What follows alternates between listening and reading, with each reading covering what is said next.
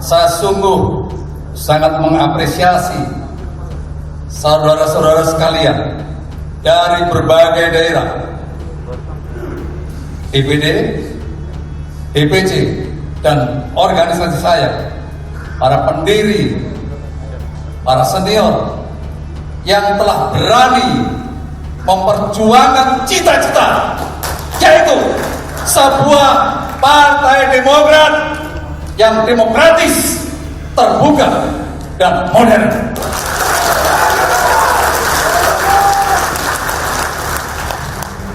Pada hari ini, seharian kita berkumpul mencoba menegosiasikan apa yang kita inginkan terhadap marwah partai kita yang kita cintai, dan alhamdulillah tadi mereka sudah melakukan kesepakatan untuk membubarkan dan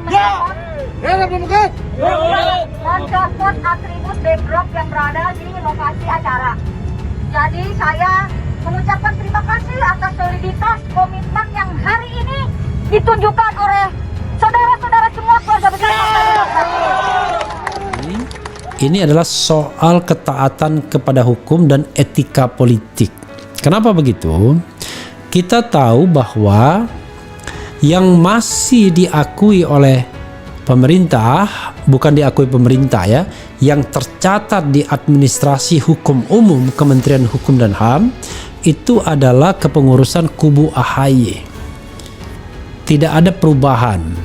Nah, dengan demikian kepengurusan yang lain tidak boleh menggunakan atribut Partai Demokrat karena mereka dinyatakan sebagai pihak yang ditolak.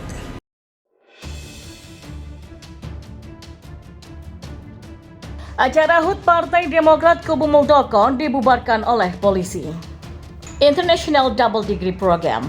Acara peringatan Hari Ulang Tahun atau HUT Partai Demokrat yang diselenggarakan Kubu Muldoko di Gading Serpong, Tangerang berbuntut dibubarkan oleh polisi sebab kegiatan tersebut tidak memiliki izin dari polisi. Kapolres Tangerang Selatan AKBP Iman Imanuddin menyebutkan pembubaran dilakukan dengan alasan keamanan sebab acara tersebut juga berpotensi terjadi kegaduhan. Jadi kami menghimbau supaya tidak dilanjutkan kegiatan seremonial, pertama dengan pertimbangan keamanan karena berpotensi menimbulkan kegaduhan, kata Iman kepada wartawan pada Jumat kemarin.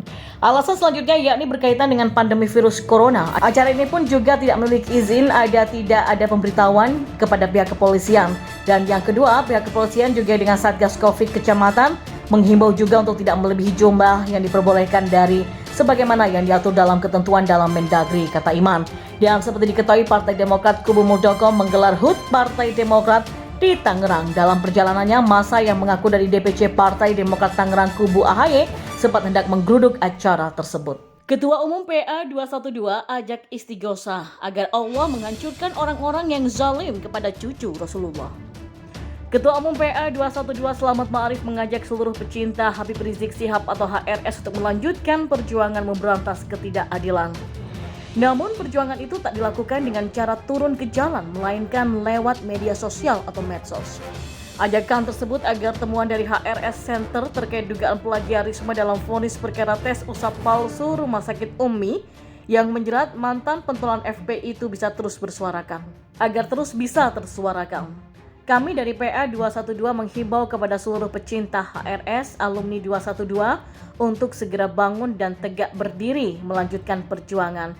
Kita lanjutkan perjuangan untuk bisa menang di medsos, kata Slamet dalam konferensi pers di kawasan Matraman, Jakarta Timur pada Senin kemarin. Dalam definisi perjuangan medsos, menurut Selamat Ma'arif, para pejuang harus mengerahkan seluruh alat komunikasinya untuk jihad melawan kezaliman. Dia melanjutkan jika hal itu dilakukan secara konsisten, maka kemenangan akan diberikan oleh Allah SWT. Gunakan jempol kita, gunakan HP kita, gunakan alat komunikasi kita untuk jihad melawan kezaliman dalam medsos. Insya Allah kalau istiqomah, Allah akan memberikan kemenangan pada kita. Jelasnya. Selain jihad di medsos, Selamat juga mengajak para pimpinan pesantren hingga ormas Islam untuk senantiasa berdoa agar pihak-pihak yang melakukan kezaliman terhadap HRS dan para ulama dapat punah. Dia menuturkan pihaknya nanti akan menyambut kemenangan dalam pengadilan akhirat. Ayo, mulailah hari ini mengajak umat, ajak jamaah, ajak santri untuk tetap mengetuk pintu langit dengan banyak istighosah, berzikir di pondok dan di majelis masing-masing agar Allah menghancurkan orang-orang dan kelompok yang zalim kepada cucu Rasulullah dan kepada ulama-ulama kita, tuturnya.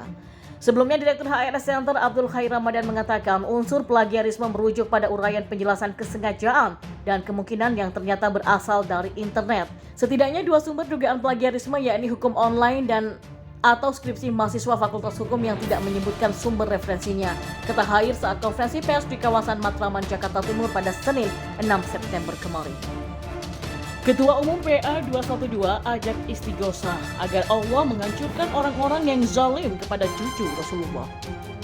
Ketua Umum PA 212 Selamat Ma'arif mengajak seluruh pecinta Habib Rizik Syihab atau HRS untuk melanjutkan perjuangan memberantas ketidakadilan. Namun perjuangan itu tak dilakukan dengan cara turun ke jalan, melainkan lewat media sosial atau medsos. Ajakan tersebut agar temuan dari HRS Center terkait dugaan plagiarisme dalam vonis perkara tes usap palsu Rumah Sakit Umi yang menjerat mantan pentolan FPI itu bisa terus bersuarakan. Agar terus bisa tersuarakan, kami dari PA 212 menghimbau kepada seluruh pecinta HRS alumni 212 untuk segera bangun dan tegak berdiri melanjutkan perjuangan. Kita lanjutkan perjuangan untuk bisa menang di medsos, kata Selamat dalam konferensi pers di kawasan Matraman, Jakarta Timur pada Senin kemarin. Dalam definisi perjuangan medsos, menurut Selamat Ma'arif, para pejuang harus mengerahkan seluruh alat komunikasinya untuk jihad melawan kezaliman. Dia melanjutkan jika hal itu dilakukan secara konsisten, maka kemenangan akan diberikan oleh Allah SWT. Gunakan jempol kita, gunakan HP kita, gunakan alat komunikasi kita untuk jihad melawan kezaliman dalam medsos. Insya Allah kalau istiqomah, Allah akan memberikan kemenangan pada kita. Jelasnya. Selain jihad di medsos, Selamat juga mengajak para pimpinan pesantren hingga ormas Islam untuk senantiasa berdoa agar pihak-pihak yang melakukan kezaliman terhadap HRS dan para ulama dapat punah. Dia menuturkan pihaknya nanti akan menyambut kemenangan dalam pengadilan akhirat. Ayo, mulailah hari ini mengajak umat, ajak jamaah, ajak santri untuk tetap mengetuk pintu langit dengan banyak istighosah, berzikir di pondok, dan di majelis masing-masing agar Allah menghancurkan orang-orang dan kelompok yang zalim kepada cucu Rasulullah dan kepada ulama-ulama kita, tuturnya. Sebelumnya, Direktur HRS Center Abdul Khair Ramadan mengatakan unsur plagiarisme merujuk pada uraian penjelasan kesengajaan dan kemungkinan yang ternyata berasal dari internet. Setidaknya 2 sumber dugaan plagiarisme yakni hukum online dan atau skripsi mahasiswa Fakultas Hukum yang tidak menyebutkan sumber referensinya, kata Khair saat konferensi pers di kawasan Matraman, Jakarta Timur pada Senin 6 September kemarin. Tuhan, kebebasan berbicara dan Habib Rizik Syihab. Kebebasan berbicara itu hak, bukan pemberian. Hak atas kebebasan bersama dengan hak atas hidup dan hak atas kepemilikan diberikan oleh Tuhan, bukan oleh negara. John Locke menyebutnya sebagai natural right. John Locke menyebutnya natural rights. Hak-hak alamiah adalah hak-hak dasar yang tidak bisa direbut atau dibatasi oleh negara karena diberikan oleh Tuhan, bukan diberikan oleh negara. Hak dasar itu berbeda dengan hak berkendara yang diberikan oleh negara, karena itu bisa dicabut atau dibatalkan sesuai dengan ketentuan. Hak dasar atau hak asasi bahkan lebih tinggi kedudukan moralnya daripada konstitusi. Para filsuf demokrasi yang pertama seperti Hobbes, John Locke, Rousseau mengatakan bahwa konstitusi yang tidak memberikan perlindungan terhadap hak asasi adalah konstitusi yang tidak legitimit. Dalam pemikiran politik demokrasi klasik, kedudukan hukum Tuhan atau hukum alam yang dipresentasikan dalam hak-hak asasi dianggap lebih tinggi ketimbang hukum-hukum manusia. Karena itulah, hak kebebasan berbicara tidak membutuhkan kualifikasi apapun. Bebas itu artinya bebas saja. Siapapun rakyat, kaya atau miskin, pintar atau bodoh, sakit atau sehat, coklat atau kuning, wanita atau lelaki, dan sebagainya, punya hak kebebasan ini. Artinya, pendapat bodoh, tidak akurat, dan salah sama statusnya dengan pendapat pintar, akurat, dan benar tidak boleh dilarang. Kebebasan berbicara tidak mengharuskan orang menggunakan data akurat atau membuat simpulan yang benar. Saya tegaskan sekali lagi, Anda tidak bisa disalahkan sekalipun Anda mengutip data yang tidak akurat. Anda pun tidak bisa disalahkan ketika Anda membuat pernyataan yang salah. Karena rakyat itu tak harus pintar, ahli, berpendidikan tinggi, profesional, bisa periksa data di BPS, bisa cek dan recheck dan sebagainya untuk berbicara. Hak kebebasan berbicara itu melekat, tidak terpisahkan atau inalienable dan tak hilang sekalipun Anda tidak lulus SD, tidak bisa baca tulis, IQ di bawah 90, dan adapun keadaannya negara tak boleh mengurangi apalagi melarang orang untuk berbicara. Apakah dengan begitu demokrasi menjadikan kebebasan yang berlebihan? Apakah kebebasan berarti membiarkan wacana publik diisi oleh kebohongan dan kecurangan? Tentu saja tidak.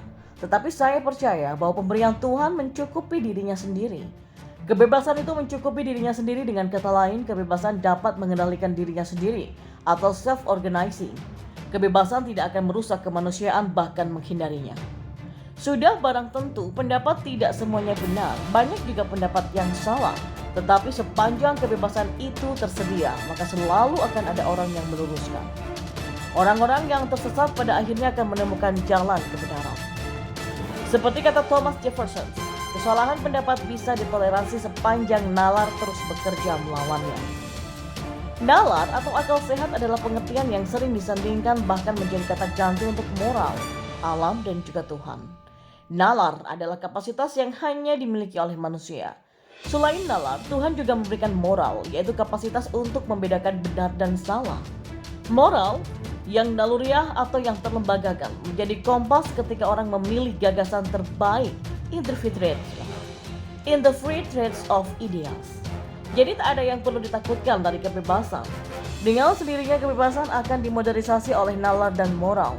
Orang tidak akan memilih pendapat yang tidak didukung nalar yang kokoh atau menguntungkan diri sendiri saja. Gagasan terbaik tidak hanya gagasan yang menguntungkan satu orang atau self-interest, nalar optimal. Gagasan yang mendominasi mestilah gagasan yang menguntungkan orang banyak atau moral optimal.